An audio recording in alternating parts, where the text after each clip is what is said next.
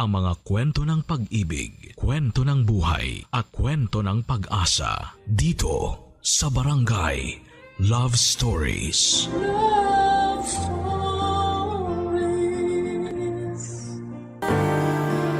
Masarap balikan ang kwento ng una nating pagmamahal.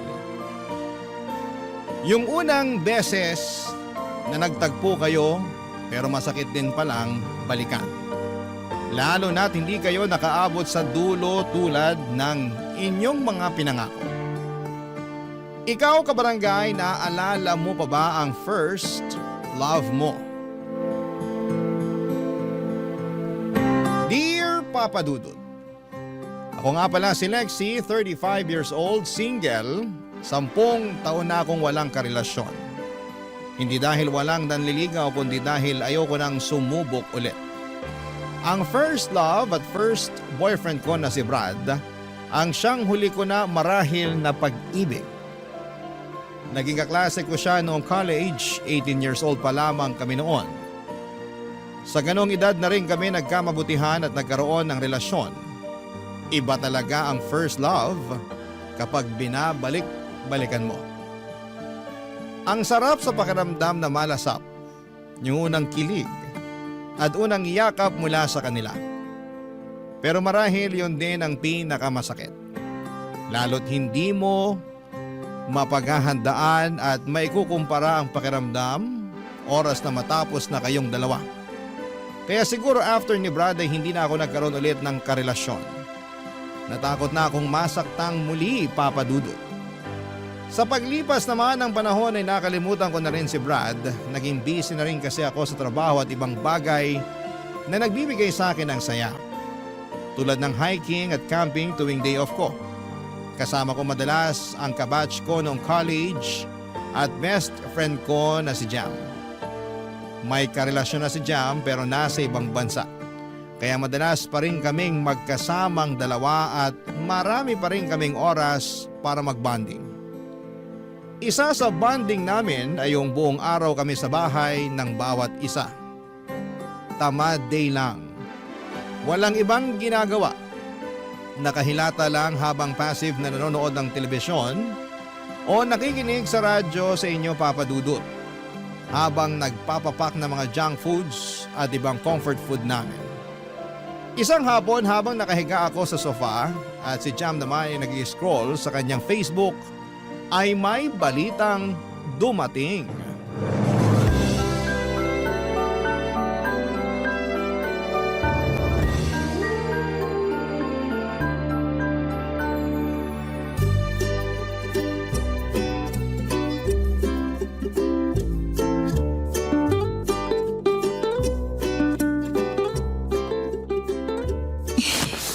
Ang lambot talaga nitong sofa mo, Jam. Kapag ayaw mo na to, bigay mo na sa akin, ha? Swap tayo sa kama mo. Sa'yo na yung sofa ko, akin na ang kama mo. Hoy, pamana pa sa akin ng lola ko yung kama na yun, no? Hindi pwede. Swap ko na lang sa isang dosenang sardinas tong sofa mo. Baka gusto mong ipukpok ko sa ulo mo yung 2 can opener ko. Ay, wala na akong pakialam sa sinasabi mo. Sobrang relaxing nitong pwesto ko. Sige, galit-galit muna tayo. Mag-scroll lang muna ako sa Facebook ko. Okay. OMG! Mag-scroll ka lang dyan. Huwag ka nang maingay. Magpa-power nap ako eh. Lexie! Ano yun? Lexie! Ano nga? Engaged na si Brad! Brad. Yung ex mo, yung first love mo, kaklase natin sa college. Yung... Jam, kilala ko si Brad. Kumalma ka nga. bakit parang ewan yung sagot mo riyan? Bakit ganyan ang reaction mo? Kasalanan to ng sofa mo eh. Masyadong nilambutan. Okay ka lang? Obvious ba? So, hindi? Lapit ba ako sa'yo? Damayan kita? Ha?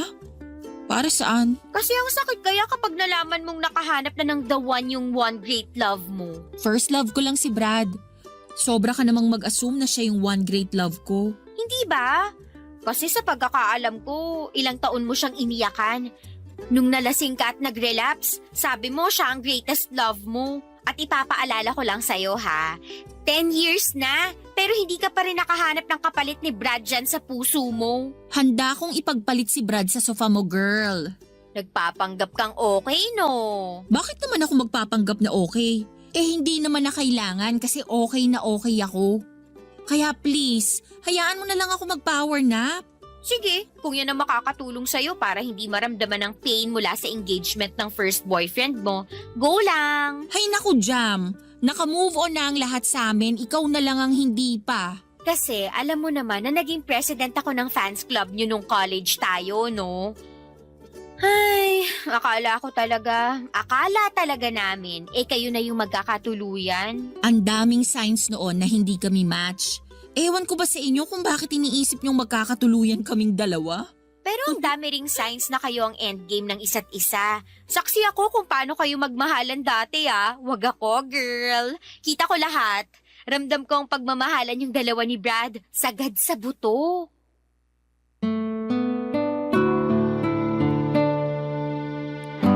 Hindi na lamang ako nagsalita sa huling sinabi ni Jam. Nagpanggap na lamang ako na hinila na ng antok.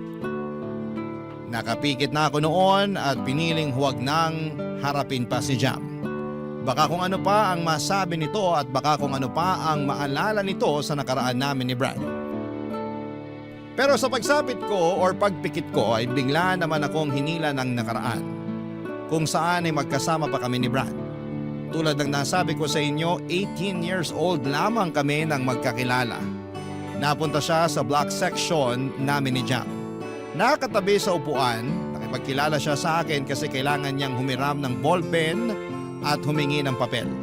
Wala kasi siyang dalawang kahit na ano maliban sa kanyang sombrero. Yun ang simula ng naging close kami ni Brad. Kasama siyempre si Jam at lagi na kaming magkakasama kada subject, lagi kaming magkakatabi.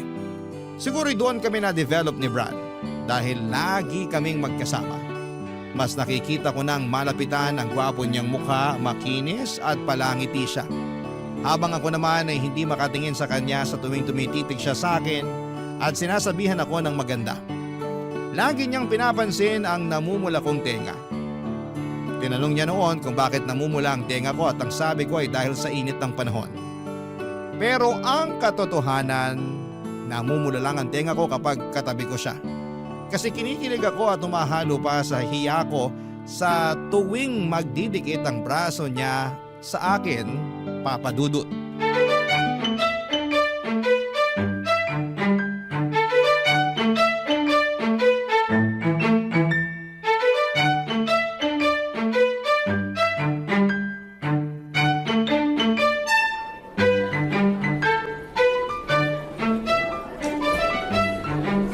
Grabe, ang hirap nung quiz kanina. Kulang na lang ma-stroke ako sa first question. Grabe si Ma'am Cruz. Walang patawad magpaputok ng ugat sa ulo. Ayos naman Hindi naman ganun kahirap. Hindi ka lang siguro nag-review. Hindi nga, pero sana naman pang hindi ng review-friendly yung quiz na ginawa niya, no?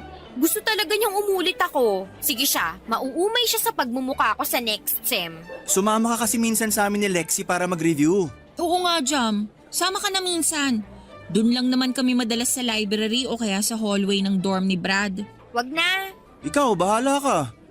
Kung gusto mo mag-hello ulit sa mukha ni Ma'am Cruz next sem, huwag kang sumali sa pagre-review namin ni Lexi. Hahanap na lang ako ng ibang review group. At bakit ayaw mo sa amin? Matino naman kami DL nga tong si Brad Kasi naman, pwede ko bang sabihin? Pa-suspense pa. Bakit nga? Kasi naman, pag magkasama kayong dalawa, nakakalimutan niyo na ako. Ha? Anong sinasabi mo dyan? Wag nang magmaang-maangan, no? Kita ko sa pamumula ng tenga mo ngayon na kinikilig ka. Hoy, namumula ang tenga ko dahil sa init ng panahon. Girl, December ngayon, malamig. Microwave mo lang ang mainit. Best friend mo ako, kaya alam ko na kapag namumula ang tenga mo, dahil kinikilig ka kay Brad. Subukan mo itanggi, babagsak ka sa algebra sa finals. Oh, diba? Na-choke ka ngayon dyan. Ewan ko ba sa inyong dalawa? Obvious naman na nagkakagustuhan na kayo pero wala pa ring umaamin. Hoy Brad, ikaw ang lalaki, mag-first move ka na. Parang ewan naman tong si Jam. Di nabulol ka ngayon kasi true ang sinasabi ko. Ganito na lang ha, iiwan ko muna kayo para magkaaminan na. Binuksan ko na ang pinto para sa inyo, pumasok na lang kayo. Bye! So, ano na? Ang loko ni Jam, no? Pero hindi naman siya mali. Anong ibig mong sabihin? Mukhang alam na ng lahat pero tayo na lang yung hindi.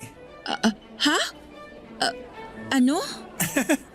Hindi ko alam kung gets mo ang sinasabi ko o ayaw mo lang unawain. Nabigla naman kasi ako kay Jam. Pero gets mo naman yung nangyayari sa atin bago pa man magsalita si Jam, di ba? Oo.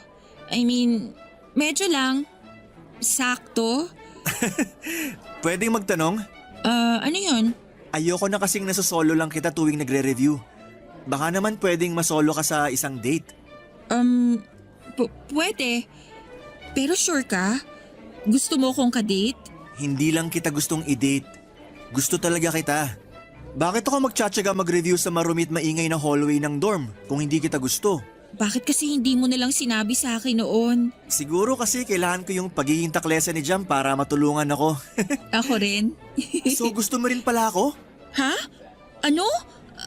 Namumula tenga mo. Tama si Jam. Senyalis yan kapag kinikilig ka sa akin.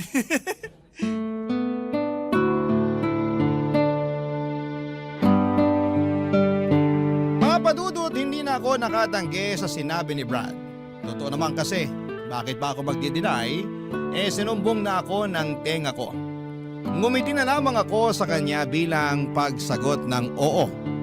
Ang saya ni Brad, papadudot. Napatalon pa ito at ang first date namin nangyari noong hapon na yon. Sa isang maliit na kainan lang malapit sa campus namin. Bihirang estudyanteng pumupunta roon dahil pangmatanda raw ang mga bentang pagkain. In-order namin ang large size special bibingkang bigas at dinuguan na may siling labuyo. Para sa amin, mas perfect na i-partner ang dinuguan sa bibingka kesa sa puto. Na-enjoy namin ang araw na yon. Pinicturean pa ni Brad ang pagkain namin at nag-selfie kami at pinost niya sa Facebook niya. Ang mga nakakita papadudot ng post ni Brad na yon ay kinantsawang kami. Lahat sila'y natuwa dahil finally daw ay umamin na kami sa isa't isa. Nagbiro pa yung iba at sinabing nagpustahan pa sila na sa huli ay magiging kami rin. Nangunguna sa pang-aasar noon si Jam. Ano pa bang inaasahan namin siya yung tulay namin ni Brad, papadudot. Malaki ang pasasalamat namin kay Jam. Dahil kung hindi dahil sa kanya, papadudot, ay hindi kami magkakaaminan sa nararamdaman namin. Higit sa lahat ay hindi matutupad ang first date namin. Ang first date na nauwi sa first relationship namin ni Brad. Walang kasing saya ang unang relasyon at ang unang pag-ibig. Lalo na't maswerte kong natagpuan yon kay Brad. Pero tulad ng ibang first love, hindi rin naman kami pinalad na magkatuluyan. Papadudot. Barangay Love Stories. Barangay Love Stories. Sa paglilikot ng utak ko pabalik sa nakaraan, ay hindi ko maiwasang makaramdam ng kirot sa puso ko. Hindi ko yon pinaalam kay Jam at sinolo ko yon tulad ng mga nangyari sa nakaraan. Gusto kong umiyak dahil malinaw pa rin sa aking alaala ang lahat. Ewan ko ba kung mas naging malinaw ba ang lahat ng alaala ko kay Brad dahil sa nabalitaan kong ikakasal na siya o talagang hindi naman lumabo yon ni minsan. Sadyang maayos ko lang na naitago sa aking baul ng alaala ang aming nakaraan. Muling naglakbay ang utak ko noong 20 years old na kami ni Brad. Graduating na kami noon at siguradong magmamarcha kami dahil sinipag naman namin sa pag-aaral at ginawa namin ang lahat para lamang makaabot kami ng diploma. Kakatapos noon ng finals namin, nag-celebrate kami sa paborito naming kainan kung saan namin binibili ang bibingkang bigas at dinuguan. Iyon at iyon lang naman ang ino-order namin kada matatapos ang exam week. Napansin namin na parang hindi sinasadyang naging tradisyon na yon para sa amin.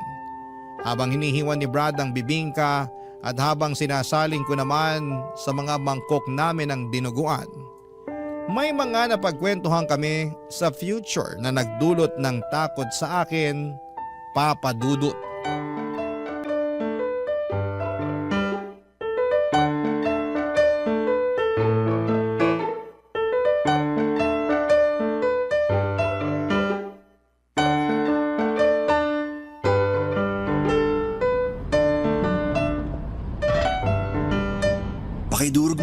yung siling labuyo ha. Kailangan ko ng anghang sa dila ko ngayon. Bakit naman? Grabe yung panlalamig ng dila ko kanina sa exam natin. Parang na mental block ako bigla. Etos ka. Ikaw, mami-mental block? Ang talino mo kaya palagi. Na mental block nga ako kanina, seryoso. Ewan ko rin.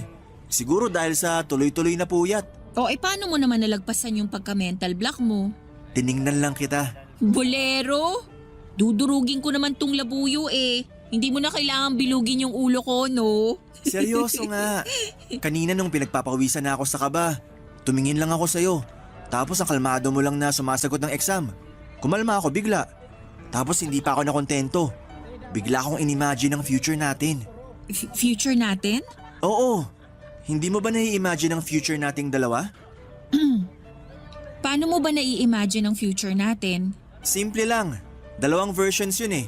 Yung unang version ng future natin, andito tayo sa lungsod. May mga trabaho tayo na malaki ang sahod. Nakatira tayo sa pinakamataas na floor sa isang sikat na kondo. Kita natin sa gabi ang lahat ng liwanag ng buong syudad. May dalawang malaking kwarto yung kondo natin. Isa sa atin at isa naman para ron sa kambal natin. Tapos mag-aaral sila sa private school. Excited nga akong makita habang suot nilang bagong plancha na uniform nila eh. Ang cute lang. Tapos ihahatid ko sila sa school kasama ka.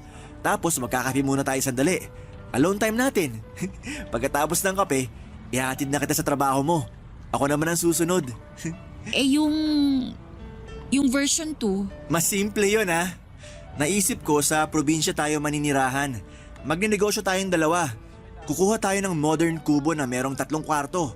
Isa sa atin, isa sa kambal natin, at ang isa naman bakante. Magagamit lang yon kapag may bisita tayo o kapag magkaaway tayo. Kasama rin pala sa ini-imagine yung away natin.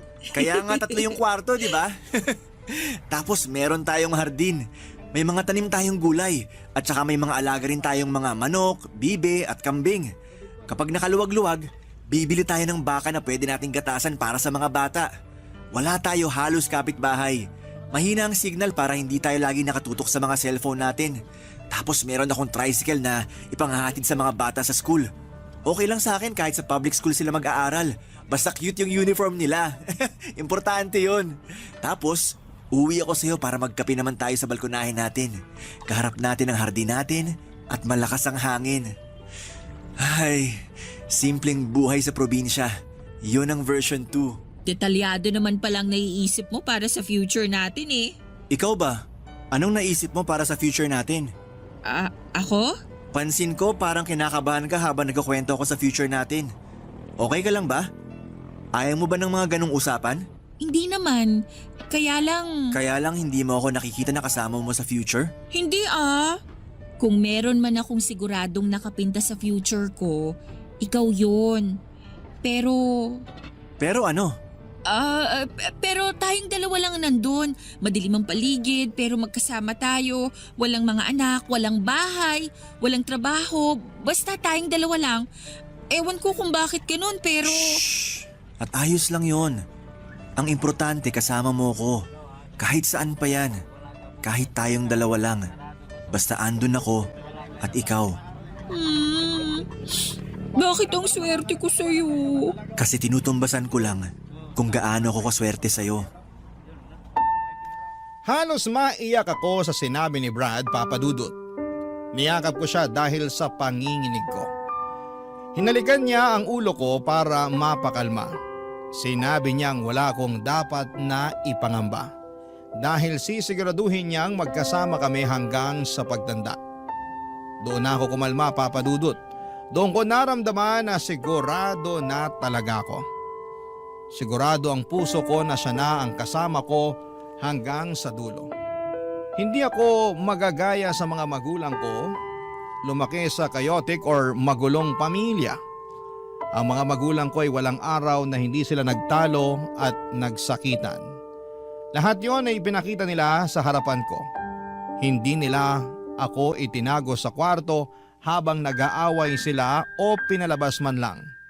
Sinadya nilang makita ko ang sakitan nila para pumili ako kung sino ang aking kakampihan. Napaka-unfair na makita yon ng isang bata. At kapag nag-aaway sila, ako ang nadadamay. Hindi ako nakakakain o nakakapasok sa school dahil mas inuuna nila ang sarili nilang mga issue. Kaya natuto akong maging independent sa paglaki ko. At lagi akong takot sa tuwing nakakaramdam ako na may gusto na ako sa isang tao.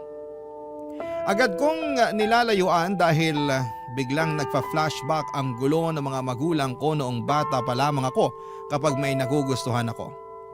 Maliban na lang syempre kay Brad. Siya lang ang nakapagbura ng mga pangit na ala-ala na yon. Kaya sa kanya ako sumugal. Kaya nga hanggang sa makagraduate na kami at makahanap ng trabaho kami pa ring dalawa. Magkasama rin noong nagsisimula sa mababang posisyon sa trabaho hanggang sa ma-promote kami at maging kabilang sa mga boss ng pinagtatrabahuhan namin. Kaka 25 years old lang namin noon.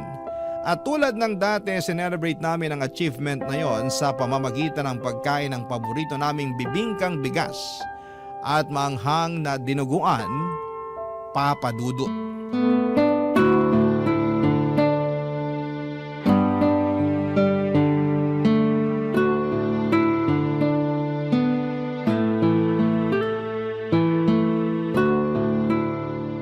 Grabe no? Parang hindi nagbago ang lasa ng bibingkang bigas nila. Ang sarap pa rin. Malambot at malasa. Hindi pa tinipid sa itlog na maalat. Lalo na tong dinuguan nila. Ang dami pa ring lahok na baboy. At yung anghang, palong-palo. Tradisyon na talaga natin to, no? Kapag may bagong milestone sa buhay natin, dito tayo palagi. Kahit na afford naman natin kumain sa mas mahal, dito pa rin tayo sa nakasanayan na. Bakit pa tayo kakain sa mahal? Lasang mahal na nga tong bibingkat dinuguan. Hindi pa nakakasawa. I-save na lang natin ang pera natin para sa mas importanteng bagay. Oo naman, tulad ng hiking, camping at sa pag-travel natin. At syempre sa future family natin. Future family? Ay, napaaga ata ako ng banggit. Anong ibig mong sabihin? Lexi, Brad, alam ko hindi natin napag-usapan ulit ang tungkol sa future natin. Pero gusto ko lang simulan natin na mapag-usapan ulit. Pag-usapan hanggang mapunta sa totohanan. Brad, ano to? Unang beses pa lang na nakatabi kita sa theology class natin, alam kong yun na ang hudyat ni Lord na ikaw na yung itatabi niya sa akin habang buhay. Hanggang ngayon kahit ilang lubak na yung nadaanan natin, matibay pa rin tayo. Hindi pa rin tayo bumibitaw sa pagkakakapit sa isa't isa. At salamat kasi nagtitiwala kang hawakan yung kamay ko para makadaan na tayo sa future na hinanda ni Lord para sa atin. Kaya ngayon, dahil hawak mo pa rin ang kamay ko, magpapasalamat ako sa'yo. At kapalit nun ang pangako na habang buhay, hindi ako bibitaw sa'yo. Lexi, mahal ko. Handa mo ba akong samahan sa future? Hindi. I'm sorry. Natatakot ako. Hindi. Sorry ulit. Lexi! Mahal kita, Brad. Pero hindi mo ako maiintindihan eh. Hindi. Magulo to. Magiging magulo to balang araw. Mag-aaway tayo. Mapapagod ka sa akin. Maghihiwalay tayo. Masasaktan ako. Hindi ko kaya yun, Brad. Hindi. Huwag mo akong pakasalan, please. Para hindi tayo umabot sa ganun. Please. Hindi tayo aabot doon. Maniwala ka. Pero bakit umabot doon ang mga magulang ko? Bakit hindi sila umabot tulad dun sa pangarap mong future sa atin? Bakit hindi sila naging masaya? Bakit hindi ako naging masaya kasama sila? Dahil hindi tayo sila. Iba ako sa tatay mo. Iba ka sa nanay mo. Tayo lang ang may alam na pwede tayo maging masaya sa future. Hindi mo alam yan. Lexi, hindi ko alam kung ano mangyayari sa future. Pero isa lang ang sigurado ko. Andun ka. Parati ka ng lahat sa akin sa kinabukasan. At kahit anong mangyari, sisiguruhin kong hindi tayo magagaya sa mga magulang mo. Magtiwala ka lang sa akin. Mamahalin kita hanggang masiguro kong hindi ka na matatakot ulit na silipin ng future. Kasi andito na ako eh. Paano kung hindi mag-workout? Paano kung mag-workout tayo? Paano kung sabay tayong magkakaroon ng puting buhok at rayuma sa tuhod? Ayaw mo bang maranasan yun? Gusto. Ikaw ang magdidesisyon kung aabot tayo ron. Kaya... Oo. Sabay tayong magkakaroon ng rayuma at puting buhok.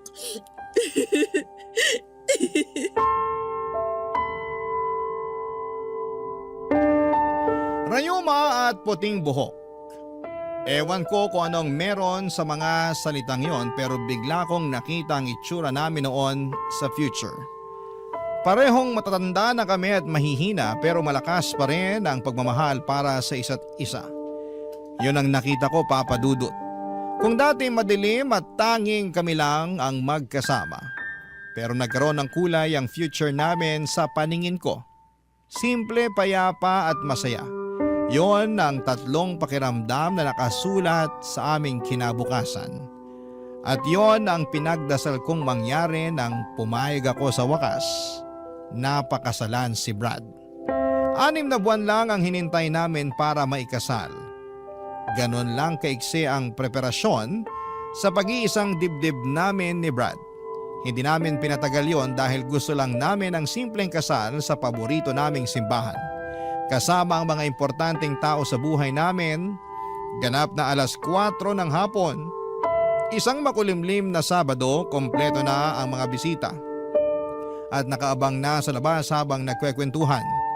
Si Brad nasa loob na ng simbahan at nagtatanggal ng kaba. Pero halata sa mukha ang saya, ako na lang ang hinihintay pero hindi ako dumating. Pinili kong hindi sumipot sa araw kung kailan pinangako ko ang habang buhay kay Brad. Barangay Love Stories. Barangay Love Stories. Tinakasan ko ang kasal namin ni Brad, Papa Dudut. Sa kwarto pa lang ng hotel kung saan ako nagstay ay kita na ang saya sa mukha ko. Wala na akong ibang gustong mangyari noon kundi ang makita na si Brad at makasama na siya sa panghabang buhay.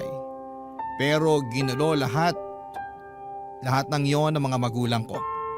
Sinugod ako ng nanay ko sa kwarto para isumbong ang tatay ko at nahuli raw niyang may ka-text na ibang babae ang tatay ko. At imbes na magpaliwanag, nagalit ito at saka sinakal at sinampal ng ilang ulit si nanay. Nakita kong nagdurugo na ang gilid ng labi ni nanay dahil sa bigat ng sampal ni tatay. Pinaretouch ko ng makeup niya sa makeup artist ko para hindi mahalata ang pangingitim ng basag niyang labi. Lumabas ako saglit para tawagan si tatay. Nang sinagot ni tatay ang tawag ko ay galit itong sinumbong ang pagiging bungangera ng nanay ko. Sinabi niyang hindi na raw siya pupunta sa kasal ko kung dadalo rin si nanay. Mamili raw ako sa kanilang dalawa kung sino ang makakasama ko sa altar. Papadudot ng hina akong tinapos ang tawag. Hindi ko na alam ang nangyari basta pumasok ako sa loob ng kwarto at saka kinuha ang wallet ko.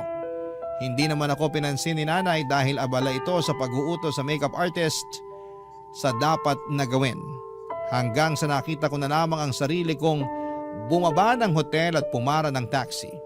Habang suot ang trahe de boda, naghatid ako sa isang bus terminal patungo sa dagat. Wala akong pakialam noon kung pinagtitinginan ako ng mga tao sa paligid. Marami ang nagtataka, Papa Dudut, kung anong nangyari sa akin. Ako bang tumakas sa kasal o ang aking mapapangasawa? Walang nakakaalam, isa man sa kanila. Nang makarating na ako sa dagat, ay napaluhod na lamang ako at saka umiyak. Biglang nagbalik ang takot ko sa future na dati namang nawala na. Bakit kailangang mangyari yon? Bakit kailangang makaramdam ulit ako ng takot, Papa Dudut?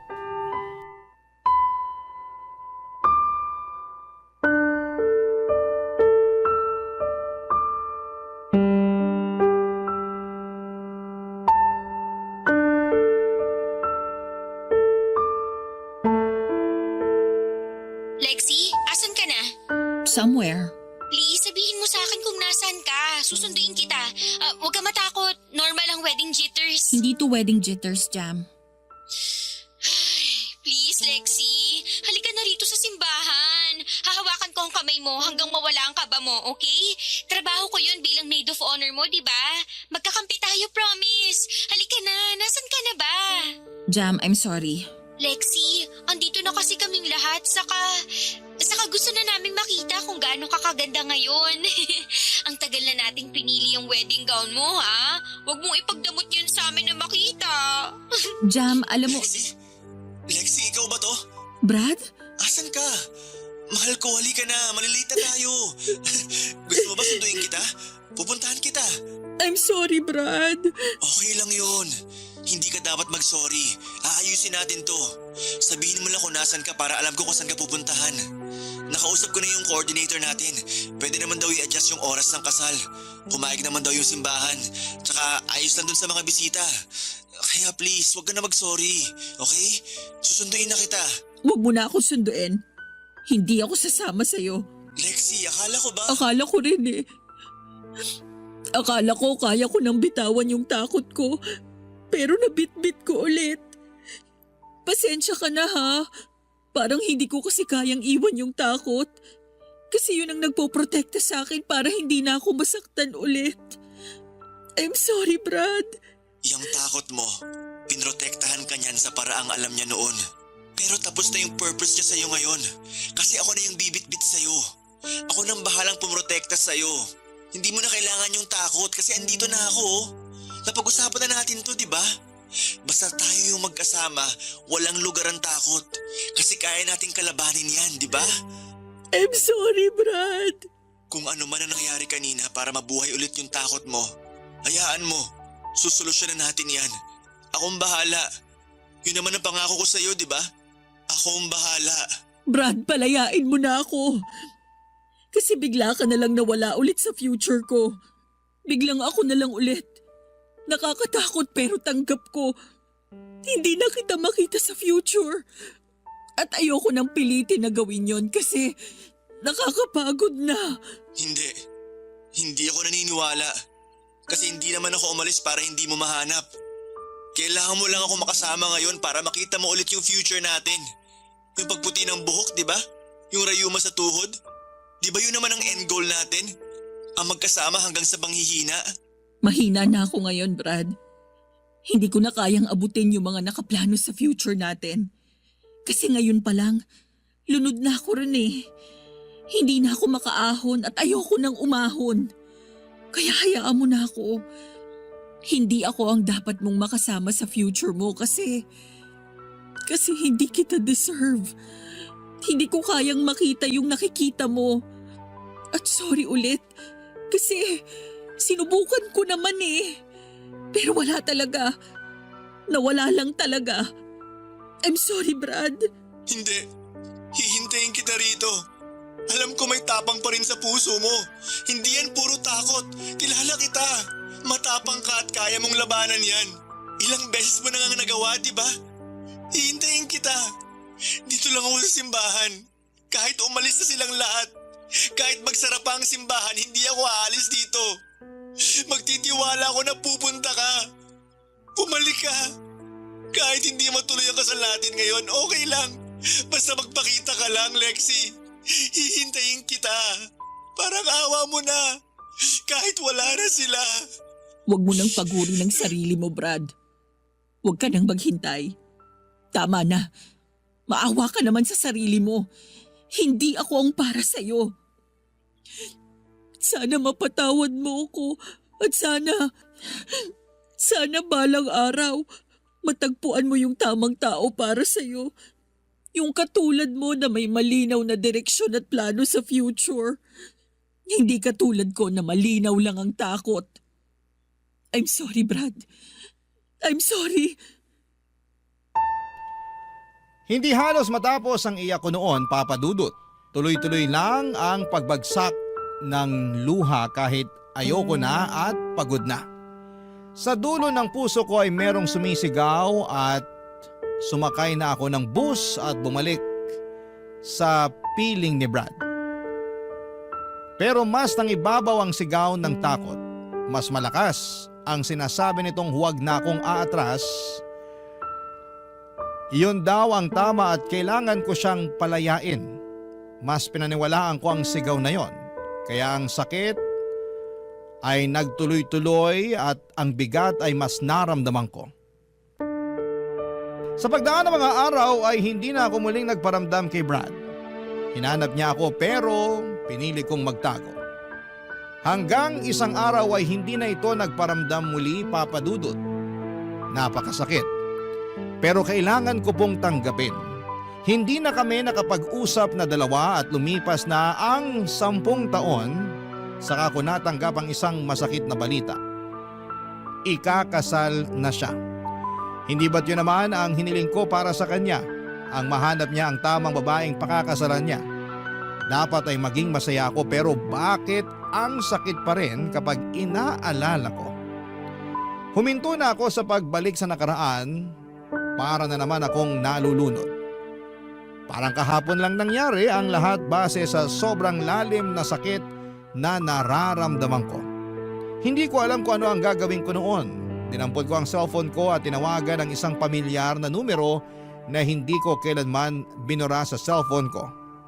Ang number ni Brad. Nanginginig akong nagdasal na sana'y hindi pa rin siya nagbago ng numero.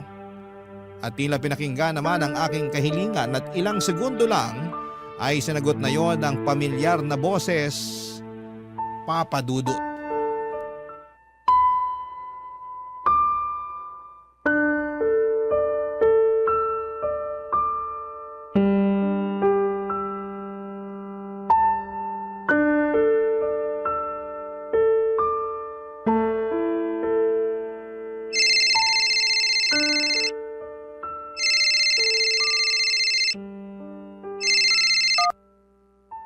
Hello, Lexi.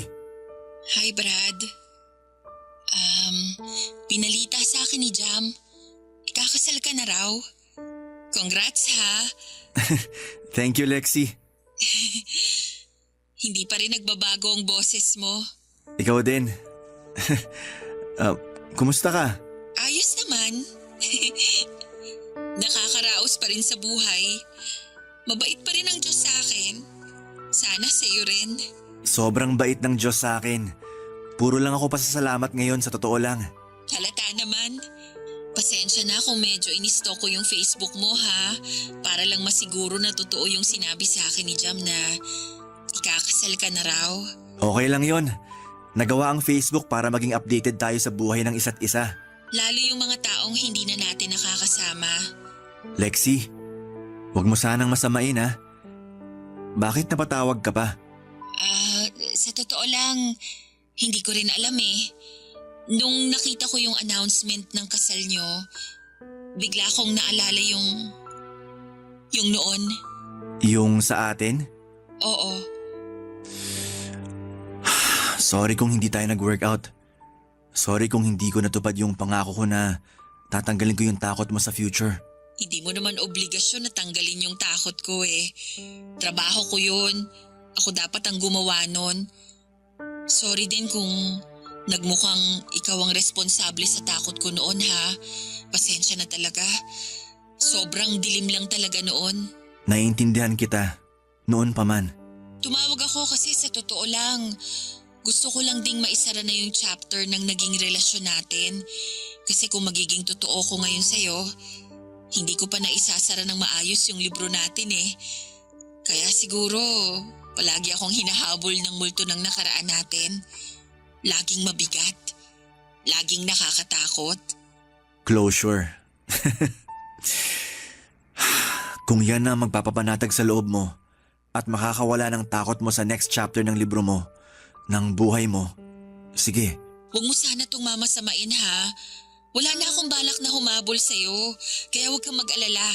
Inosente lang ang tawag na to. Wala akong ibang plano kung hindi magpasalamat sa'yo sa pagsubok mo na makitang kasama mo ko sa future mo. Noon, minsan. Hindi madaling magplano ng future kasama ako, pero sa'yo ang swabe lang. Ang bilis ko lang ma-imagine kung ano yung magagandang plano mo sa atin. Noon. Kaya lang kasi, mas naniwala ako dun sa pinipintang future ng takot ko. Yung walang tayo, yung matatapos tayo. Sorry kung hindi naging enough yung assurance ko sa'yo ah. Sinubukan ko naman. Akala ko matatalo ko yung nararamdaman mong takot pero aaminin ko, sumabay na rin akong maging mahina tulad mo. Natakot na rin ako kasi parang hindi ko kaya na mag-isa na lang na lumalaban para sa na-drawing kong future natin. Noon, hindi naman pwedeng ako lang ang magkukulay noon kasi Mas masaya kung kasama kita habang ginagawa yon. Pero Pero duwag ako. At tama ka. Nahila kita sa kaduwagan na yon. I'm sorry.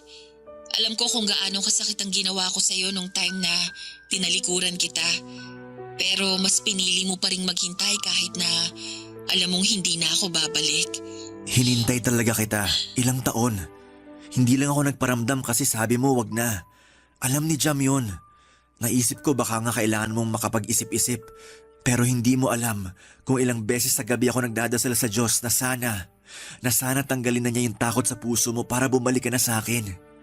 Pero hindi yun nangyari. Hindi ka bumalik. Pero may dumating. Tama ka. May dumating. Naging madali at simple na lang ang lahat nung nakilala ko siya. Tama ka rin noon. May makikilala pa akong mas akma sa akin. At thank you kasi alam kong tumulong ka rin sa pagdadasal para makilala ko ang mapapangasawa ko ngayon. At ibabalik ko sa iyo naging hiling at dasal mo na yon. Hinihiling ko na balang araw kapag handa ka na at wala nang takot, makilala mo na sana yung lalaki na magpapakita sa iyo na masarap magkaroon ng puting buhok at rayuma sa tuhod kasama ang tamang tao. Goodbye, Brad. Goodbye, Lexi. At doon na nga tuluyang nagsara ng payapa ang kabanata namin ni Brad. Naisara ko na rin ng tuluyan ang libro na matagal ko nang itinatago. Ang gaan. Ang gaan sa pakiramdam na magkaroon ng katapusan ng kwentong hindi na para sa'yo. Kahit minsan iniisip mo yung ang happy ending mo, wala pa ako sa ending ko at parating pala mga kuroon. Yung tamang tao para sa akin ay on the way na. At habang bumabiyahe pa siya, gumagawa naman ako ng paraan para ayusin ko ang sarili ko. Para matanggal ang takot ko. Para kapag dumating na siya ay handa na ako papadudot. Hindi na muling aatras at sa wakas ay aabot na sa altar. Hindi ito madaling biyahe para sa akin, pero sa pagkapit ko sa Diyos at sa paniniwala na hawak din niya ang taong nakareserve para sa akin, biglang gumagaan ang lahat. Bigla akong gaganahan na ayusin ang sarili ko. Kaya para sa lahat ng mga natatakot, para sa lahat ng mga taong hindi nagkaroon ng magandang nakaraan, hindi pa huli ang lahat. Hanggat nakakabangon ka pa, hanggat nakakahinga ka pa, may oras pa para lumaban. At huwag kang mag-alala, nakikita ng Diyos ang iyong pinaghihirapan. Alam niya kung ilang beses kang umiyak at ilang beses kang bumangon. Huwag kang mag-alala, balang araw hindi ka na ulit masasaktan.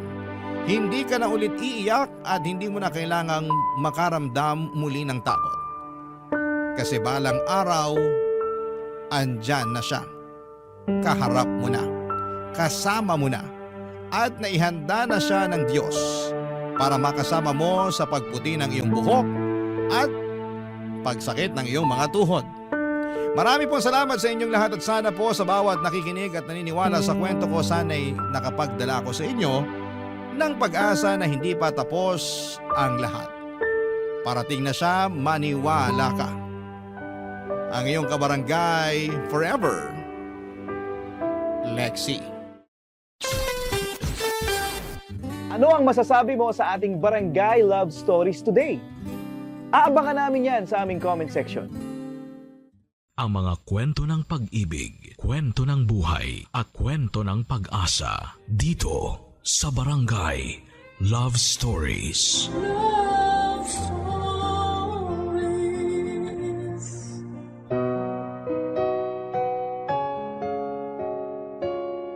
Aminado ang letter sender natin ngayon na si Joanna na matatakotin siyang tao. Pero sa kabila nito ay mas pinili niyang manirahan na mag-isa sa isang apartment kung saan ay inakala niya ay matatahimik siya. Pero dumating ang araw na ang mapag-isang mundo ni Joanna ay nabulabog noong napagtanto nitong sa kanilang apartment ay hindi pala siya nag-iisa. Ano ang nakatagong kwento sa likod ng mga anino na kanyang nakikita.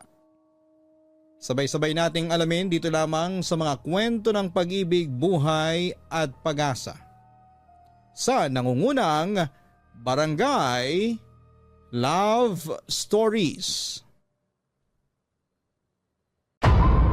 Dear Papa Dudut,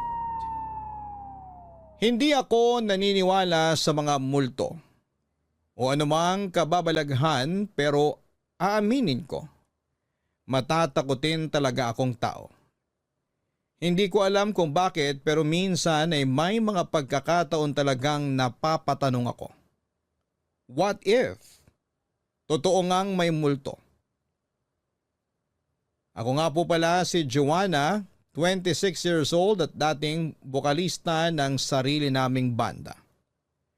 Matagal ko na talagang pangarap na maging sikat na singer. Bata pa lamang ako ay sumasali na ako sa mga singing contest. Ang totoo niyan, nakailang subok na akong sumali sa mga patimpalak sa telebisyon. Kaso nga lang ay hindi ako pinapalad sa mga audition.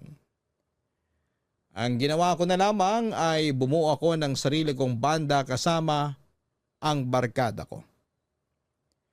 Ang simpleng passion namin ay ginawa naming propesyon. Nagsimula kaming kumanta sa mga bar and events. Hindi naglaon ay nagkaroon na kami ng imbitasyon sa mga pista hanggang sa dumayo na kami sa iba't ibang lugar para mag-perform. Hindi namin inaasahan na ang banda namin ay magkakaroon ng mangilang-ilang tagahanga. Hindi naman kami sikat pero nakatataba ng puso na merong mga taong naniniwala sa amin noon at suportado kami sa bawat performances namin. Isa sa mga tagahangang yon ay itago na lang natin sa pangalang Raymart. Siya ang isa sa tinuturing ng grupo namin bilang number 1 fan.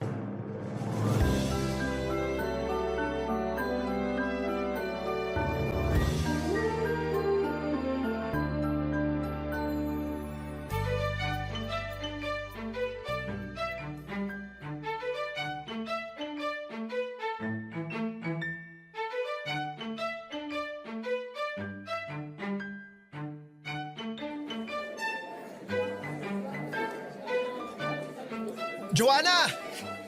Joanna, pwede pa picture? Oo naman, halika. 1, 2... Salamat! Walang anuman. Wala na kayong ibang gig pagkatapos nito? Wala na. Pauwi na kami. Inaantay ko lang yung mga kasamahan ko para makauwi na kami. Nasaan ba sila? Ikinakarga lang nila yung mga gamit sa sasakyan. Ikaw pa, hindi ka pa ba uuwi? Pauwi na rin. Hinanap lang talaga kita para makapagpa-picture ako. Matagal nyo na akong fan kasi simula nyo pa lang noon pero diehard fan nyo na ako. Talaga ba? Oo, lagi ko nga inaabangan yung mga post mo sa Facebook para malaman ko kung saan kayo magpa-perform Oh? Anong pangalan mo sa Facebook, ha?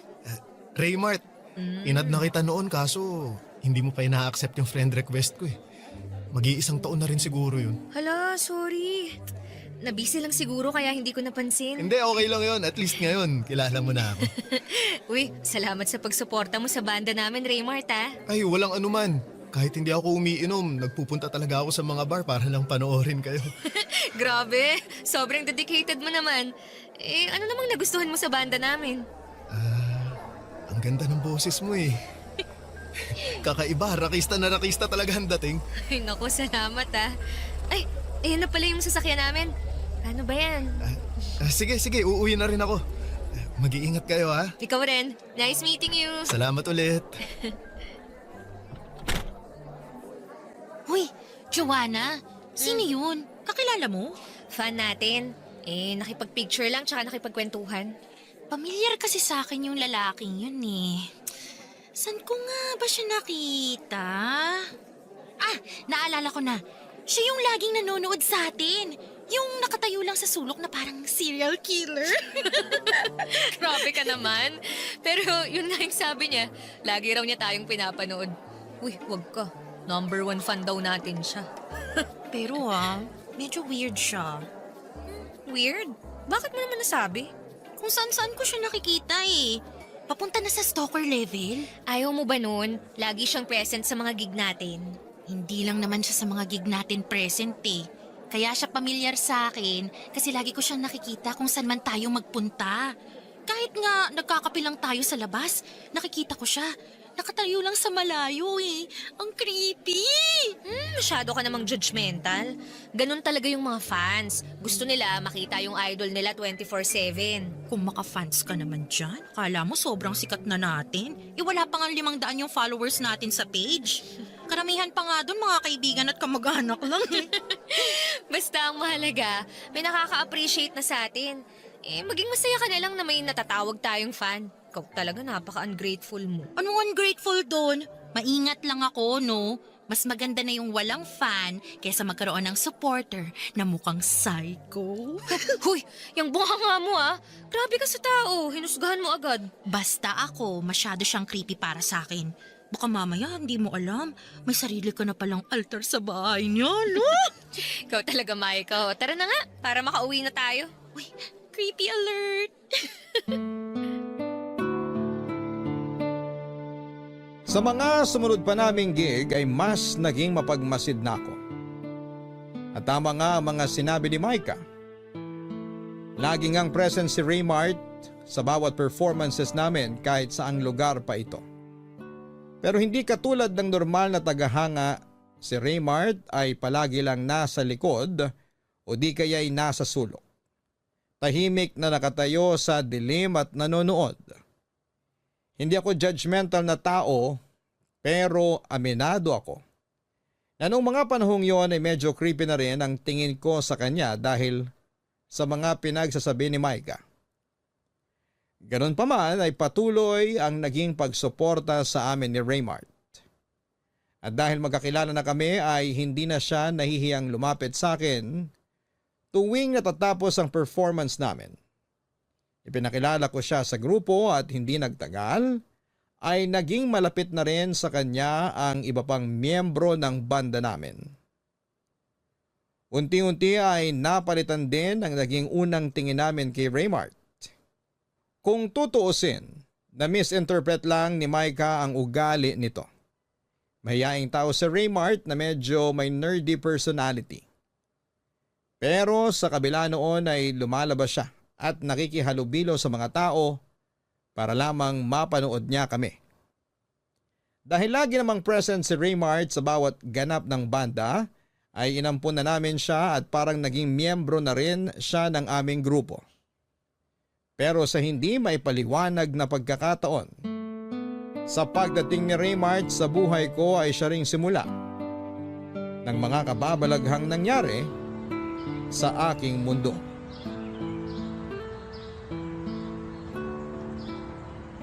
Alam mo, Raymart, hindi mo naman ako kailangang ihatid eh. Malapit lang naman dito yung apartment ko. Walking distance lang. Pagbigyan mo na ako, ayoko pang umuwi. Bakit naman ayaw mo pang umuwi? Gabi na Di ka pa ba pagod? Ngayon ko lang kasi naranasang magtagal sa labas. Ine-enjoy ko pa. Ha? Anong ibig mong sabihin? Noon kasi palagi lang akong nasa bahay. Pagising sa umaga hanggang sa pagtulog ko, yung bahay na lang talaga yung naging mundo ko. Totoo ba? Bakit naman? Di ako lumalabas kasi wala rin naman akong gaanong kaibigan. Pero simula nung naging kaibigan ko kayo ni Micah, ngayon ko lang na-experience yung pamamasyal at pagtambay sa mga kainan. Masarap pala sa feeling. Oo naman. Masaya yung lagi mong kasama yung mga taong nagpapasaya sa'yo. Kung gusto mong gumala, kontakin mo lang kami. Kaladkarin yung mga kasamahan ko sa banda. Isang aya mo lang, G agad sila. Salamat. Ay, dito na yung apartment ko. Ito na ba yon? Ang bilis naman. Sabi sa'yo walking distance lang yung apartment ko mula sa pinuntahan natin. Literal na malapit lang pala talaga, ano? Tama. Ay, teka, gusto mo bang pumasok? Pwede ba? Oo naman. Halika, sa may second floor ako. Matagal ka na ba rito? Kakalipat ko lang last month. Bakit ka naman lumipat? Para mas malapit sa mga bar. Hindi na ako mahihirapang mag-commute. Di ba may sasakyan naman yung kasama mo? Pwede ka namang magpahatid sa kanya eh. Sus, tamad yun mag-drive. Tuwing nagpapahatid ako iniirapan ako nun. Palibhasa, pa-south kasi silang lahat.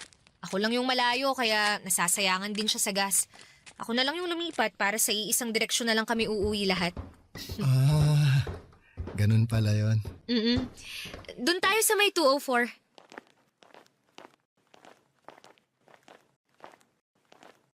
Huh? Teka, ano tong box na to sa may pinto?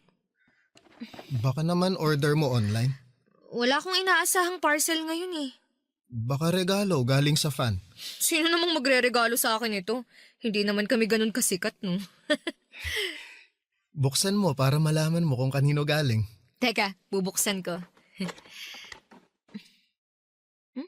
Ano to? Damit ko to ah. Hindi ba yan yung suot mo kahapon? Oo, ito nga yung suot ko kahapon. Amoy ko yung pabango ko eh. Paano napunta to rito? May nakalagay yatang note. Ito oh. Anong nakalagay? Patingin. Huwag mong iwang bukas ang pinto at bintana mo ngayong gabi. Ha? Walang nakalagay kung kanino galing? Wala. Hindi to magandang biro ah. Baka naman pinaprank ka ng mga kasama mo. Hindi nila to gagawin sa akin kasi alam nilang matatakutin ako. Sino namang magpapadala sa'yo niyan? Yun ang hindi ko alam. At paano niya nakuha tong damit kong to? Hindi kaya may nakapasok dito sa apartment mo? Lagi naman akong naglalak ng pinto eh. Kung gusto mo, sasamahan muna kita sa loob. Pwede ba? Kahit ngayon lang. Natatakot ako eh. Ngayon lang ako nakatanggap ng ganitong klaseng regalo. O sige, sasamahan kita. Salamat ah. Akala ko noon ay isang beses lang akong makakaranas ng ganong klaseng pananakot, Papa Dudut. Pero sa mga sumunod pang linggo ay nagpatuloy akong makatanggap ng mga kakaiba at weird na package. May natanggap akong box na naglalaman ng hubad na manika. Meron ding mga notes ng pagbabanta at pagpapaalala na palagi ko raw bantayan ang sarili ko, lalo na tuwing mag-isa ako dahil palagi raw na may nagmamasid sa akin ang hindi ko napapansin.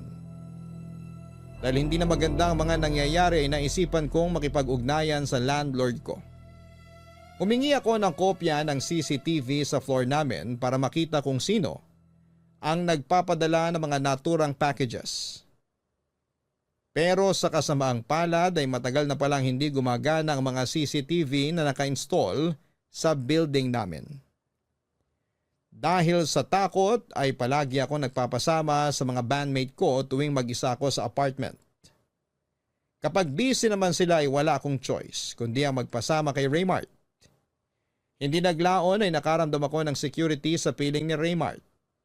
Sa bawat pagsasama naming dalawa ay unti-unti akong nakabuo ng koneksyon mula sa kanya. Hindi ko inaasahan na noong mga panahong yon ay unti-unti na palang nade-develop ang feelings ko para sa kanya, Papa Dudut.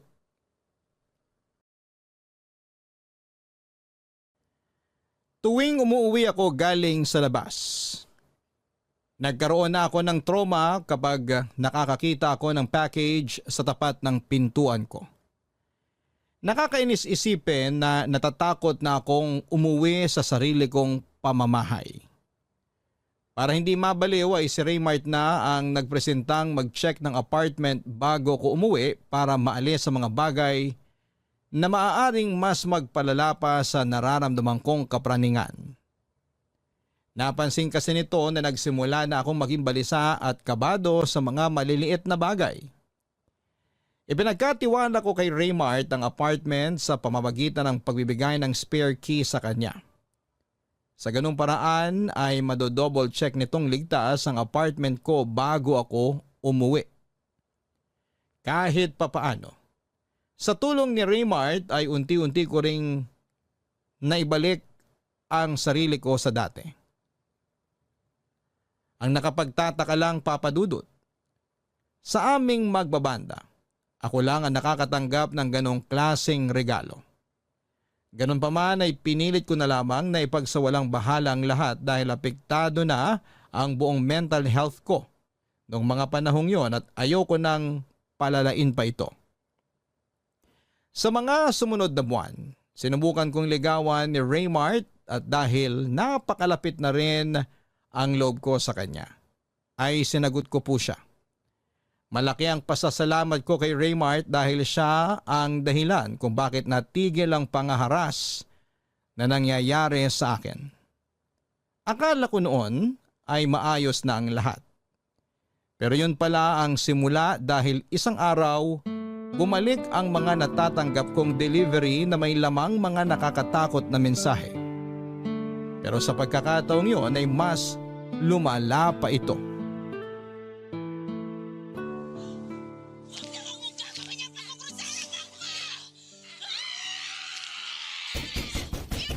Ayan na yata yung in-order nating pagkain online. Pero ba't ganun? Hindi man lang siya tumawag. Baka walang load. Pero ang weird wala namang umaakyat dito para mag-deliver ng pagkain. Usually, ako yung bumababa para kunin yung order kong pagkain Baka pinaakyat na lang ng guard sa baba. Oh well, mas maganda na yun kaysa kanina pa ako gutom, di ba? Hindi na kailangang bumaba. Sandali, kukunin ko lang yung order. Ako na. Mamili ka na dyan ng next movie na papanoorin natin. Okay, sige.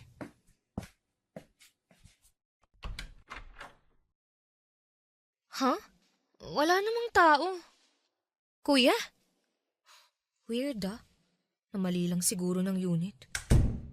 Raymart! False alarm! Baka na mali lang... Ay, naku! Grabe naman makakatok to. Sandali lang po. Wala kasing tao nung... Wala na namang tao. Ano ba? Gabi na nang titrip pa kayo?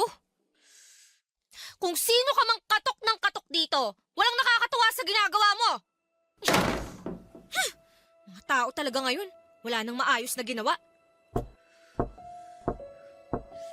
Sino ba yan? Hindi na ako nakikipagbiruan Kung sino ka man, hindi ako natatakot sa'yo. Magpakita ka! Joanna. Uy. Bakit? Okay ka lang? Ginulat mo naman ako! Sorry, ang tagal mo kasi. Akala ko mayroong problema. Walang tao Kanina pa may katok ng katok pero wala namang tao sa labas. Hindi yung order natin yung dumating? Hindi. Lo, baka minumulto ka na. Tumigil ka nga dyan, Raymart Hindi yan nakakatuwa. Pumasok na lang tayo. Teka, ano yan? Ano? Ano yun? Ha? Kanina pa ba to? Merong box dito sa paanan ng pinto, Wala yun kanina. Kukunin ko na. Kanino naman kaya to galing? Baka galing na naman yan sa nananakot sa akin. Hindi kaya? Buksan mo. Ayoko nga. Baka kung ano na naman laman yan Baka naman galing sa fan mo, nahihiya lang magpakita. Buksan mo na. Huwag ka nang matakot, nandito naman ako Sige na nga.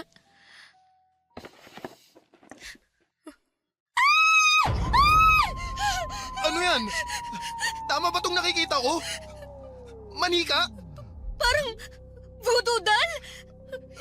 Oo, parang ganito yata yung ginagamit ng mga mangkukulam, di ba? Oo, may buhok pa, tsaka ano to? Ginupit na kuko? Ayoko na! Kinikilabutan na talaga ako. Halika na, pumasok na tayo.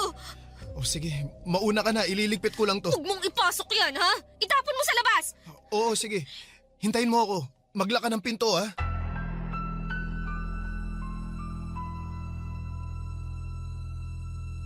Papadudot, hindi ko na talaga gusto ang nangyayari noon. Kaya kinabukasan ay agad kong kinausap ang landlord ko tungkol sa nangyari. Ayon sa kanya, bantay sarado raw ng gwardya ang mga pumapasok sa apartment building namin. Kaya imposibleng galing sa labas ang taong nananakot sa akin. Malamang ay pinagtitripan lang ako nung mga kaibigan ko. Nung hingin ko sa kanya ang kopya ng CCTV sa hallway ay wala siyang naibigay. Dahil matapos ang reklamo ko ay hindi pa rin pala niya napapaayos ang sirang CCTV. Hindi ko alam kung may dalabang kababalaghan ang manikang dumating sa apartment ng gabing yon. Pero pagkatapos noon ay parabang nagbago na ang tingin ko sa paligid. Pakiramdam ko bawat kilos ko kahit nasaan man ako ay tila ba may nagmamasid sa akin. Kahit natutulog, kumakain o naliligo. Parang may mga matang nakatingin sa akin. Nung minsan ngang nag-perform kami sa isang probinsya habang sinusuyod ko ng tingin ang mga taong nanonood sa amin ay isang malaking anino. Ang naaninag ko sa hindi kalayuan na nagbigay sa akin ng matinding kilabot. May pagkakataon pa noon na habang mag-isa lamang ako sa apartment. May mga naririnig akong kalabog sa ibang parte ng apartment na para bang may kasama ako sa bahay kahit na mag-isa lamang ako. At may mga oras din na nakakarinig ako ng pagbukas ng pintuan habang mahimbing akong natutulog na hindi ko noon masyadong pinapansin dahil akala ko'y nananaginip lamang ako. Isang gabi, lumabas ako ng apartment para bumili ng pagkain sa convenience store. Pagbalik ko ay naging bala ko sa nadatnang ko sa apartment, papadudot.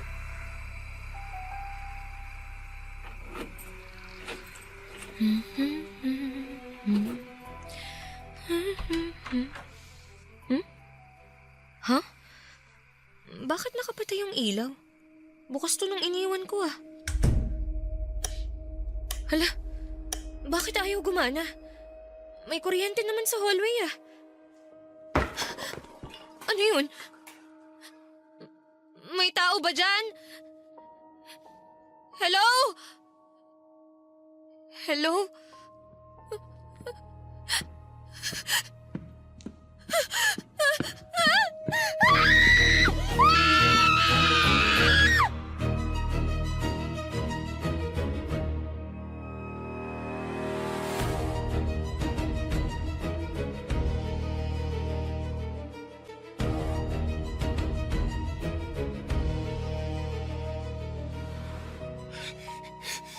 Joanna! Nabasa ko yung message mo kaya nagpunta agad ako rito sa apartment mo. Okay ka lang ba? Hindi! Hindi ako okay, Raymart! Ano ba yung nangyari? Hindi ko maintindihan yung message mo sa akin eh. Yan! Diyan sa apartment ko! May tao sa loob! May tao? Sino? Hindi ko alam! Lumabas lang ako para bumili ng pagkain tapos magpasok ko. Nakapatay na yung mga ilaw. Tapos may nakita akong anino sa loob. Eh bakit nakapatay yung ilaw? Hindi ko nga alam! Bakit ba ang dami mong tanong? Hindi ka pa ba pumapasok ulit? Hindi pa! Wala pang lumalabas dito sa apartment mo simula kanina? Wala rin! So ibig sabihin, kung totoo ang nakita mo, nandito pa sa loob yung taong yon? Malamang. Gusto mo i-check ko ulit? Oo, pero sasama ako sa'yo. O sige, halika na. Bakit kaya walang ilaw? Buksan mo nga flashlight ng phone mo. Sandali lang. Ayan, nakabukas na. Raymart, natatakot ako. Joanna, nasaan yung circuit breaker ng apartment mo? Nandito sa may gilid. Kaya naman pala wala kang ilaw eh. Nakababa yung circuit breaker. Baka ibinaba nung kung sino mang pumasok sa apartment ko. Eh nasaan na yung taong nakita mo? Eh mukhang wala naman tao dito sa loob ah. Maniwala ka sa akin. May nakita akong anino kanina rito sa loob. Malaki siya. Joanna, baka naman guni-guni mo lang yun. Hindi ba uminom ka ng gamot kanina kasi sabi mo masakit yung ulo mo? Alam ko kung ano yung nakita ko. Eh nasaan siya ngayon? Hindi ko alam. Baka lumabas siya sa bintana. Tingnan mo yung bintana, nakabukas oh. Tatalon siya mula sa second floor? Eh ang daming tao sa baba. So anong gusto mong palabasin? Gawa-gawa ko lang to. Hindi naman sa ganun, pero... Umalis ka na. Joanna naman. Salamat sa pagsama sa akin, Raymart. Siguro nga, guni-guni ko lang yun. Okay na ako. Sasamahan na kita. Hindi na. Papadudot, kinausap ko si Micah tungkol sa mga nangyari. At ang agad niyang bungad sa akin, Baka si Raymart lang daw ang may pakana ng lahat. Dahil nagumpisa lang naman daw ang mga kakaibang nangyari mula nang makilala ko si Raymart. Papadudot, matapos ang pag-uusap namin ni Micah ay hindi ako nakatulog ng gabing yon. Sobrang daming tumatakbo sa isipan ko ng mga oras na yon. Inisip ko ang mga sinabi sa akin ni Raymart kung totoo nga ba ang mga nakita ko. Hindi ko alam pero parang ginagaslight ko na ang sarili ko that time na ilusyon at guni-guni lang ang mga nakikita at naririnig ko. Dahil sa mga natatanggap kong nakakatakot na package ay kung ano-ano na ang pumapasok sa isipan ko. Sa parehong pagkakataon ay hindi rin nawala sa isipan ko ang mga binanggit na posibilidad ni Micah. Paano nga kung si Raymart ang gumagawa ng lahat ng ito? At kung hindi naman si Raymart ay mahirap ding paniwalaan na minumulto o minamaligno ako. Malaki ang tiwala ko kay Raymart dahil sa mga tulong na ginawa niya sa akin. Siyempre, boyfriend ko siya kaya ayaw ko naman siyang paghinalaan. Pero tama si Micah na kaming dalawa lang ang maaaring pumasok sa apartment dahil kaming dalawa lang naman ang may hawak ng susi nito. Naalala ko rin na nagsimula akong makatanggap ng mga weird na regalo simula noong nakilala ko si Raymart. Ayoko man siyang pag-isipan ng masama, ay nagsimula akong magkaroon ng pagdududa sa sarili kong boyfriend. Pero ang hindi ko magets ay bakit niya ginagawa ito at bakit niya ako tinatakot. Noong nagkaroon ako ng pag-aalinlangan kay Raymart ay mas naging mapagmatyag pa ako tuwing kasama ko siya, papadudot. Sa mga sumunod na araw ay pinakiramdaman ko ang paligid ko. At sa hindi inaasahang pagkakataon ay wala akong naramdamang anumang kababalaghan. Wala akong mga iyapak na naririnig, mga kalabog at nangyayaring pagbukas ng pintuan at bintana. Pero tuwing dumadalaw si Raymart sa apartment o tuwing kasama ko siya, doon lang nagsisimulang maging weird ang paligid. Noong panahong yon ay mas lalong lumaki ang paniniwala ko na baka si Raymart nga ang gumagawa ng lahat. Para mapatunayan kung tao nga ba talaga o maligno. Ang nagbibigay pasakit sa akin ay ako na mismo ang nag-install ng CCTV sa sarili kong apartment.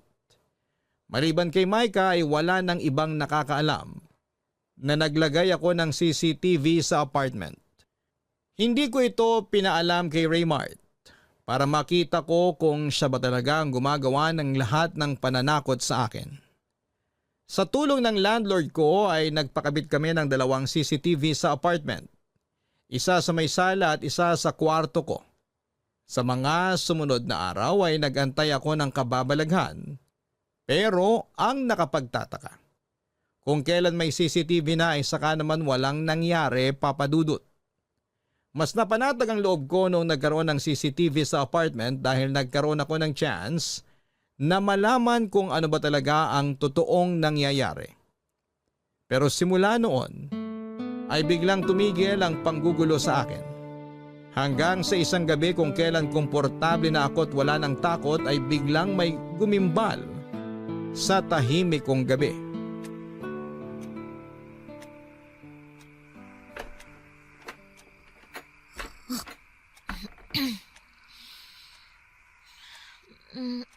Tama ba yung narinig ko? Parang may gustong magbukas ng pinto ng kwarto ko ah. Baka nananaginip lang ako. Joanna, ano bang ginagawa mo? Tinatakot mo lang ang sarili mo eh. Makatulog na nga lang ulit.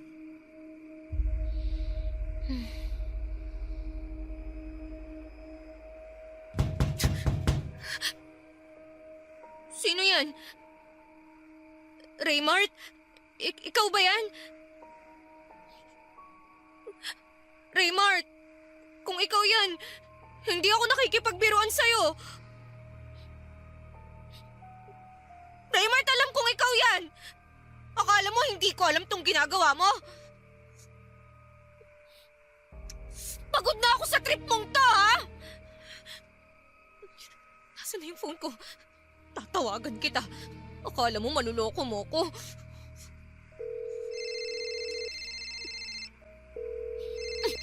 Sabi na nga ba eh, ikaw tong nananakot sa akin eh. Tama si Maika! Weirdo ka nga talaga! Akala mo natatakot ako sa'yo, ha? Tapusin na natin to! Raymond, nasan ka? Magpakita ka sa akin! Huwag ka magtago sa dilim! Hindi na ako natatakot sa pinaggagawa mo! Narinig kong nag-ring yung cellphone mo dito sa sala. Kaya wala ka ng kawala ngayon! Raymond!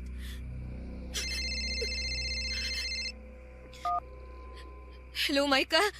Sabi na gising ka pa eh. Nakita ko kasing online ka sa Messenger. Online ako kasi may tinawagan ako. Tama yung hinala mo. Si Raymart nga yung nananakot sa akin.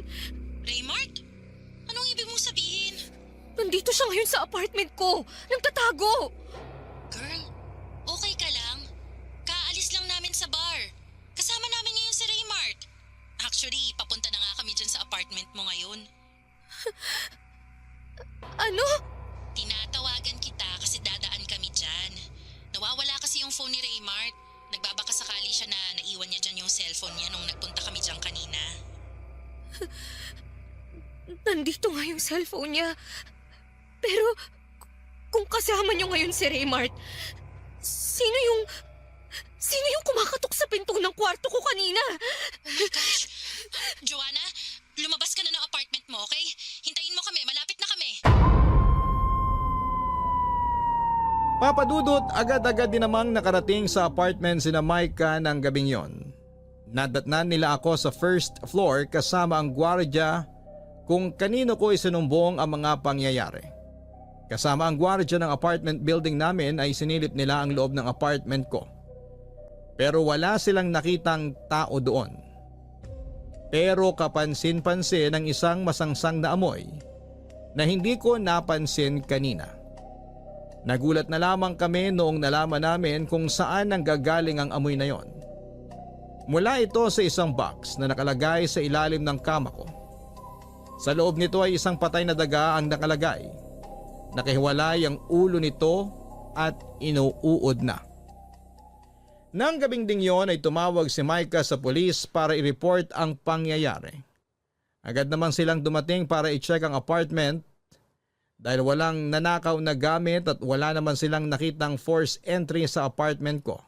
Ay hindi nila ito pwedeng ituring na trespassing or unlawful entry. Lalo na't wala ring nakitang tao sa loob ng apartment ko maliban na lamang sa mga narinig ko at sa patay na daga na nakalagay sa isang kahon. Ganon pa man, ay nilagay nila sa blotter report ang pangyayari bilang suspicious activity. Kapag may patunay na raw kami na may pumasok nga sa apartment ko ay pwede namin itong i-report agad na siyang nakakadismaya. Dahil alam ko sa sarili kong may tao sa loob ng apartment ko ng mga oras na yon. Nag-install ka ng CCTV, di ba? Na-check mo na ba yun? Oo nga. Hindi ko pa na-check yung CCTV. Sigurado ako, nakuna nun yung mga pangyayari. Teka, sandali. Nag-install ka na CCTV? Oo. Gusto kong hulihin kung sino yung taong pumapasok ng apartment ko. Bakit hindi mo sinabi sa akin? Kasi... Kasi isa ka sa mga suspetsya namin. Ano? Ako? Hindi ko naman talaga alam kung sino na yung pagbibintangan ko eh. Kaya lahat pinagsususpetsahan ko. Pero ako? Nasarili mong boyfriend? Wala ka bang tiwala sa akin, Joanna? May tiwala ako sa'yo. Pero nagsimula kasi ang lahat ng to simula nung nagkakilala tayo eh. Hindi ko yun magagawa sa'yo. Alam ko. Kaya sorry. Ganito, check na lang natin yung CCTV para malaman na natin yung totoo.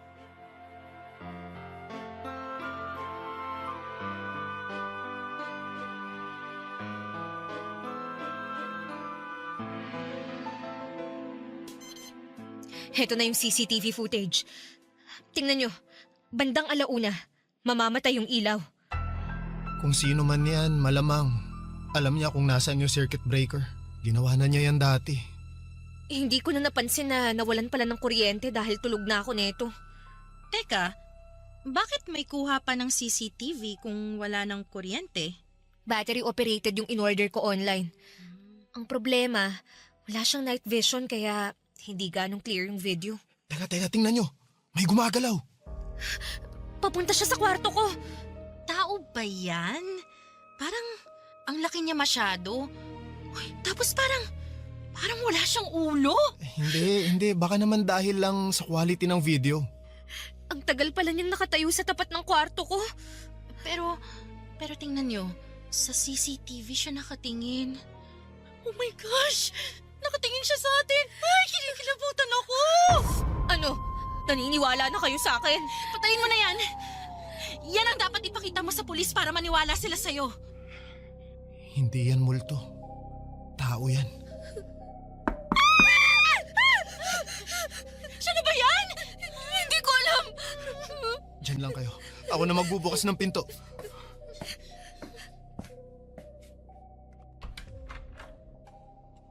Magandang gabi. Nandyan ba si Joanna? Kayo po pala. Opo, nandito po siya. Joanna! Yung landlord mo! Mang Estong, magandang gabi po. Akala ko po ba wala kayo rito ngayon? Nabasa ko yung message mo kaya eto dali-dali ako nagpunta rito. Nagpatawag ka raw ng mga pulis. Oho, pero wala naman ho silang napala eh. Wala na yung tao nung chinek nila tong apartment. Huwag kang mag-alala. I-report ko to sa barangay itong nangyari ha. Sasabihan ko rin yung guard na mag-robbing gabi-gabi para hindi na yun maulit. Maraming salamat po Mang Estong ah. Kung pwede lang sanang magharap na lang kami ng taong yun eh. Para malaman kung ano talagang trip niya eh. Ay nako, wag mong hilingin yan ha. Baka mamaya magkatotoo yan. Mas mabuti na ho yun para magharap na kami. Anong akala nun? Wala akong laban? Laking kalye kaya ako. Marunong ako makipagbakbakan. Sige na. Magpahinga na kayo. Kakausapin ko na lang yung guard. Sige ho, salamat ho.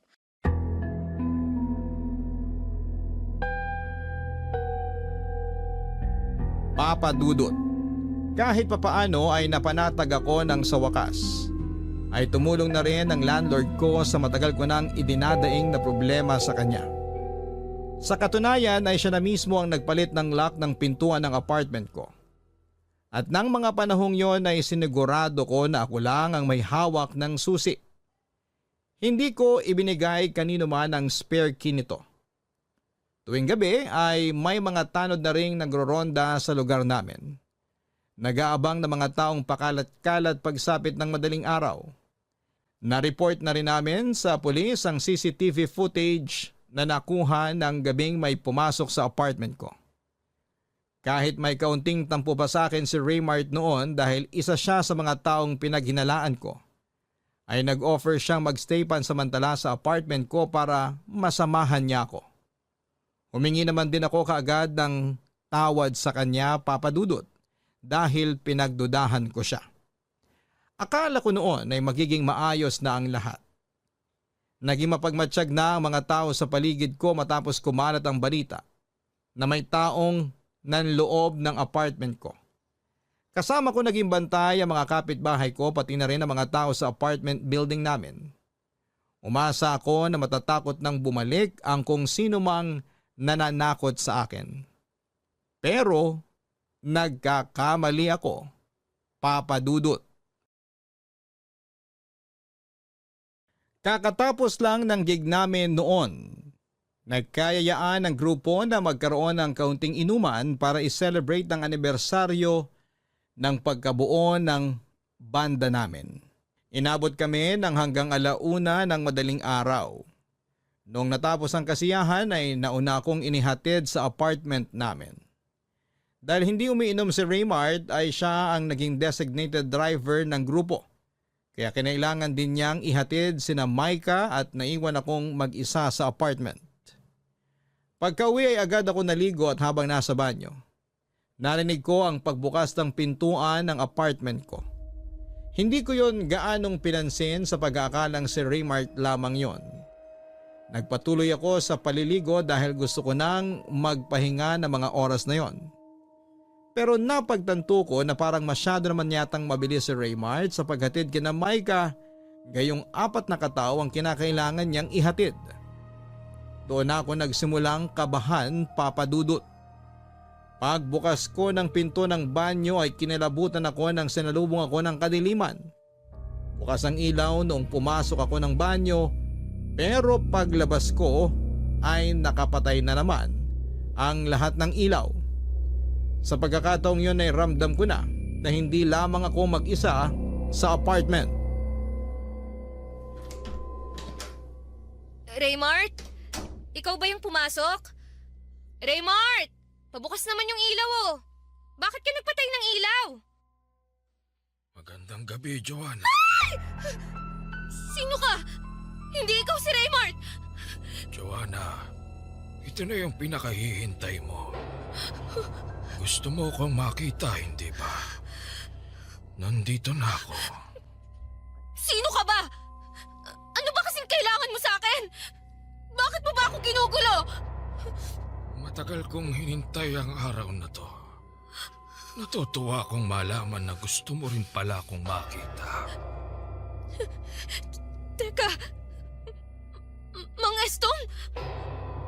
Kayo yung pumapasok dito sa apartment ko?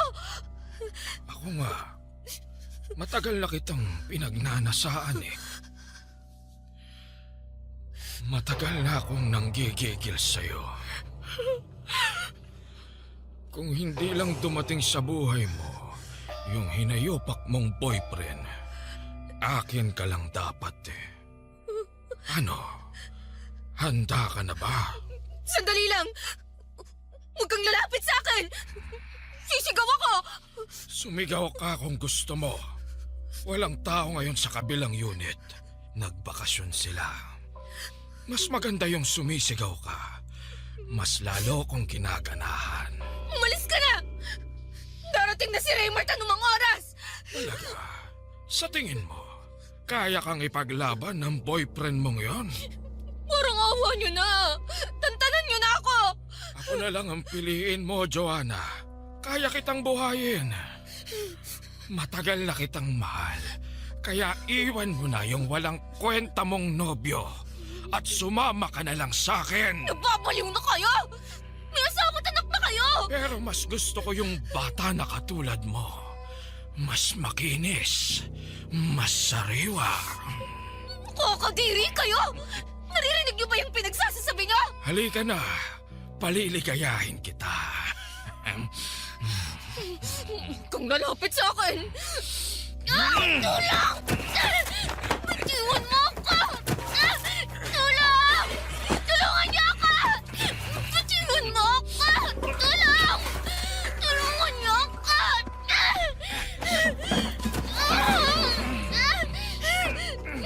Tulungan niyo ako! Joanna! Hayop ka! Hayop! Mang Estong! Anong ginagawa mo sa girlfriend ko? Isa ka pa! Kontrabida ka sa buhay namin ni Joanna!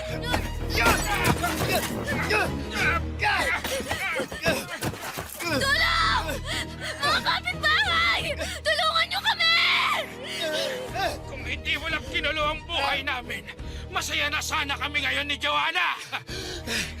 Naririnig mo ba yung pinagsasasabi mo? Nasisiraan ka na yata ng ulo! Hindi ko tatakutin si Joanna ng ganon. Kung hindi ka lang dumating sa buhay niya, aagawin mo pa sa akin ang mahal ko! Kaya pala, sa tingin mo masisira mo kami dahil sa pananakot mo!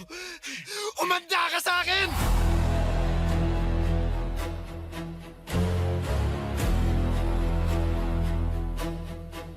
Papadudot agad na dinampot ng mga pulis si Mang Estong matapos sa mga pangyayari ng gabing yon. Hanggang ngayon, nakatatak pa rin sa isipan ko ang itsura niya na parang nababaliw na siya. Ang hinala ng mga tao ay dahil gumagamit ito ng ipinagbabawal na gamot kaya siya nagkakaganon. Sa pagsisiyasat ng mga pulis ay nakumpiska nila ang isang flash drive. Sa bahay nito laman ang mga video ko habang natutulog. Doon lang namin napagtanto na tuwing mahimbing akong natutulog ay pumapasok si Mang Estong sa kwarto ko para kunan ako ng video. Kaya pala alam ng taong pumapasok sa apartment na may naka-install na CCTV sa loob dahil si Mang Estong ang mismong nagkabit noon. At dahil siya ang landlord namin, meron din siyang duplicate key ng apartment.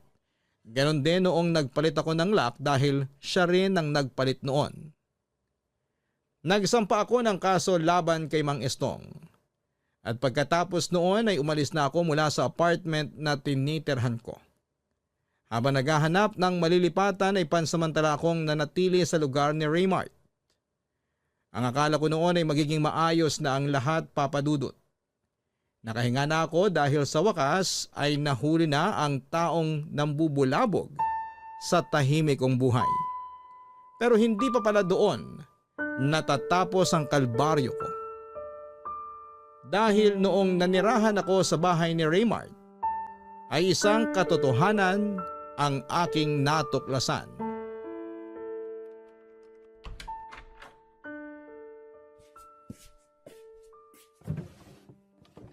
Nasaan na ba yung laptop nun? Ayun. Ay, bongga. 2 palang laptop nito. Yayamanin ha? Hala? May password? Ano kayang password nun? Joanna. Sana gumana. Ay, Joanna nga yung password. Love na love talaga ako ng boyfriend kong to. Naks, picture ko pa talaga yung wallpaper ha? Pero, bakit parang wala namang laman? Iisang folder lang ang meron. Ano kaya to? Joanna ang nakapangalan sa folder eh. Para sa akin ba to? Puro mga picture ko to ah. Ang dami naman ito. Sandali. Ano tong isa pang folder? Mga video naman. Talagang well documented ako ah. Check ko nga itong isang video. Sure ka ba? Oo, sigurado na ako. Basta, gumamit ka ng proteksyon ha. Ayoko madisgrasya eh. Masyado pa akong bata para mabuntis. Huwag kang mag-alala, akong bahala sa'yo. Umiga ka na lang. Ako nang magtatrabaho. Oh my gosh! Ano to? Joanna! Halika na, kumain ka na! Bakit yan yung ginamit mong laptop? Personal ko yan ah! Ano to ha? Kinukunan mo ng video yung mga pagtatalik natin? Sandali lang. Mag-e-explain ako. Walang iya ka, Raymart, ang baboy mo! Ako lang naman ang nanonood niyan eh. Wala akong pakialam! Bakit mo ako binibidyohan ng walang pahintulot ko? Ang dami nito, Raymart, oh! Kada ginagawa ba natin yun, lagi kang nagbe-video? Gusto ko lang naman na may balikan kapag mag-isa ako eh. Nakakadiri ka! Walang iya ka! Joanna! Lumayo ka sa akin! Kaya pala may 2 kang laptop! Para sa kalaswaan pala yung isa! Maniwala ka sa akin. Wala akong masamang hangarin sa ginawa ko. Tumahimik ka! Kailan ba ako tatantanan ng mga siraulong tao? My gosh! Ito na. I-delete ko na yung mga video. Dapat lang! Dahil kung hindi mo gagawin yun, ipapakulong kita kasama ni Mang Estong! Joanna, sorry na. Patawarin mo ako. Nagawa ko lang naman yun kasi mahal na mahal kita eh. Araw-araw kitang namimiss. Kapag busy ka, lagi kong pinapanood yung mga video natin. Itiwan mo ako! Kinikilabutan ako sa'yo! Pare-pareho kayong lahat, mga manyakis! Joanna, sandali lang. Saan ka pupunta? Aalis na ako rito! At baka kung ano pang gawin mo sa akin!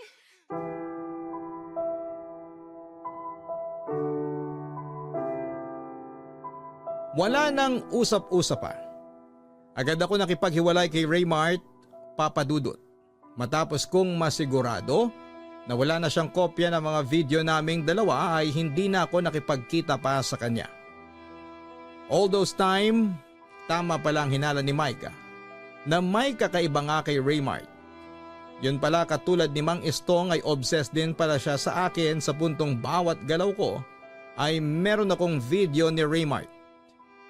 Ilan pa sa mga napanood ko na nakasave sa laptop nito ay ang palihim niyang pagkuha ng video sa akin habang nagbibihis ako. Meron ding video habang naliligo ako. At para makalimutan ang mga masasamang pangyayari sa punto ng buhay kong yon, ay nagpakalayo-layo na ako. Tumigil ako sa pagbabanda at naghanap ng ibang trabaho.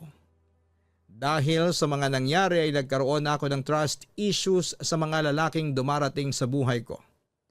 Dahilan na hanggang ngayon ay hindi pa ako nagkakaroon ng boyfriend kahit na 3 taon na ang nakakalipas. Ang ipinagpapasalamat ko na lamang ngayon ay tahimik ang buhay ko na pribado at wala ng taong nanggugulo. Ito po ang aking kwento. Maraming salamat at mabuhay po kayo. Ang inyong forever kapuso at kabarangay, Joanna. Sa mundo ngayon, mahalagang maging mabuting tao. Pero mas mahalaga ang maging maingat.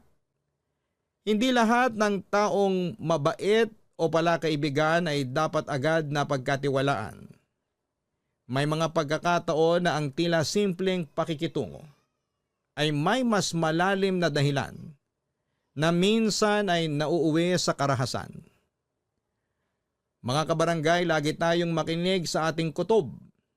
Obserbahan natin ang kilos ng mga taong nasa paligid natin. At kilalanin muna nating mabuti ang mga tao bago natin sila papasukin sa ating mundo. Hanggang sa muli, ako po ang inyong si Papa Dudut sa mga kwento ng pag-ibig, buhay at pag-asa. Sa Barangay Love Stories number 1. Barangay Love Stories. Barangay Love Stories. Ang tindi ng Barangay Love Stories na to Hindi mo aakalaing talaga, literal na plot twist ang ending. Eh ikaw, anong akala mong ending sana? I-share mo na yan sa aming comment section.